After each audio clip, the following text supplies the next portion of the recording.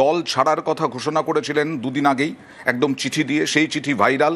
আর তারপরে এবার সাংবাদিকদের মুখোমুখি হয়ে বিস্ফোরক প্রতিকুর রহমান, রাজ্য কমিটির সদস্য, সিপিআইএমের রাজ্য কমিটির সদস্য প্রতিকুর রহমান।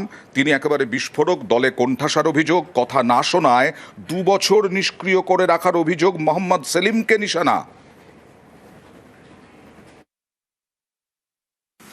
আমি প্রথম ভেবেছিলাম রাজনৈতিক সন্ন্যাস নেব, কিন্তু গত দলের সঙ্গে তো আমার কোনো বিরোধ নেই।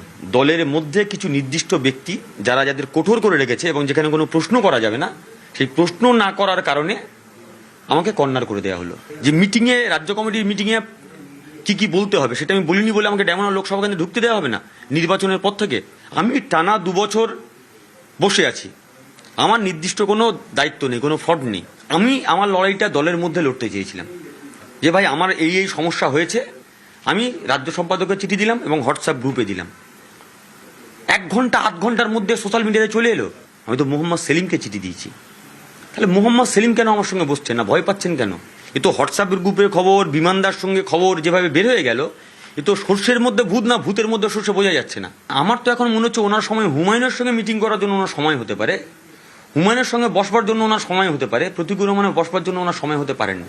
ইঙ্গিতপূর্ণ মন্তব্য, জোর জল্পনা। প্রতিকুরের এই যে বক্তব্য, তাতে কি সিপিআইএম ছেড়ে এবার কোন পথে প্রতিকুর রহমান? দেখুন তো কি বলছেন। আমি প্রথম ভেবেছিলাম রাজনৈতিক সন্ন্যাস নেব, কিন্তু গত 2-1 দিন ধরে যেভাবে দেখলাম যে আমি তো মৌচাকে ঢিল মেরেছি, ফলে মৌমাছি কামড়াবে। ভিমরুলের হুল ভীষণ বিষাক্ত, সেই হুল আমাকে ফোটাচ্ছে, এত অতিরিক্তভাবে ফোটাচ্ছে। আমার এখনো মনে হচ্ছে যে ভাই আমাকে যখন যদি মৌমাছি কামড় দেয় তো আমার ডাক্তারের কাছে নিয়ে যাওয়ার জন্য 2টো লোক লাগবে, স্ট্রেচার লাগবে, অ্যাম্বুলেন্স লাগবে, হসপিটাল লাগবে। তো আমি যদি একা হয়ে যাই আমাকে কে নিয়ে যাবে? তখন তো আমি এমনি মৌচাকে কামড় খেয়ে যেতে মরে যাব। তো বলে মনে হচ্ছে সার্ভাইভ করবার জন্য রাজনৈতিক প্ল্যাটফর্ম প্রয়োজন আমার।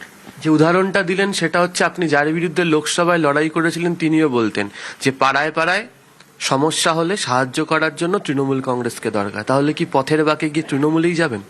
জানি না, এখন সময় বলবে। পানিহাটিতে ছিল পার্টি অফিস, তারপরে সেটা হয়ে গেল মুদিখানার দোকান। দলেরই একাংশ সরব।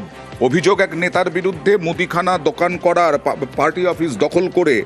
পানিহাটিতে 15 নম্বর ওয়ার্ডের শান্তিনগরে এটা ছিল তৃণমূলের পার্টি অফিস। তৃণমূল কর্মীদের সঙ্গে নিয়ে পার্টি অফিস তৈরি করেছিলেন প্রয়াত নেতা কাজল সিনহা। অভিযোগ সেই পার্টি অফিসই রাতারাতি দখল হয়ে গেছে। পার্টি অফিস দখল করে মুদিখানার দোকান করার অভিযোগ প্রাক্তন কাউন্সিলর তাপস সিনহার বিরুদ্ধে।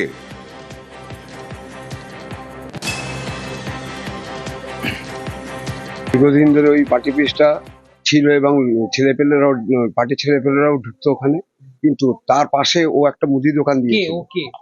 প্রাক্তন কাউন্সিলর তাপস সিনহা পাশেও একটা মুদি দোকান দিয়েছিল, মানে পার্টি অফিসের পাশে।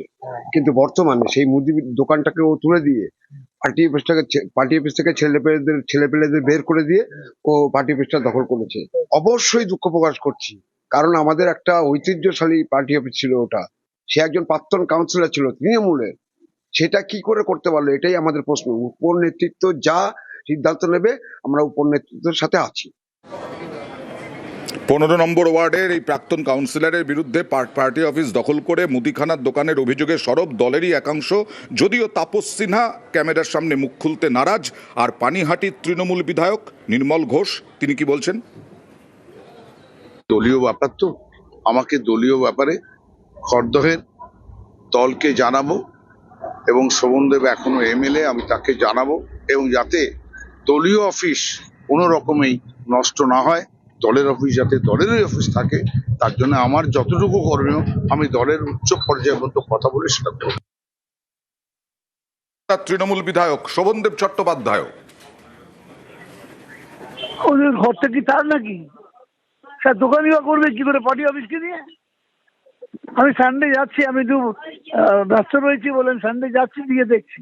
আচ্ছা আচ্ছা, আমি এখান থেকে কিছু করতে পারবো না, আমি যাই, আমি যাচ্ছি।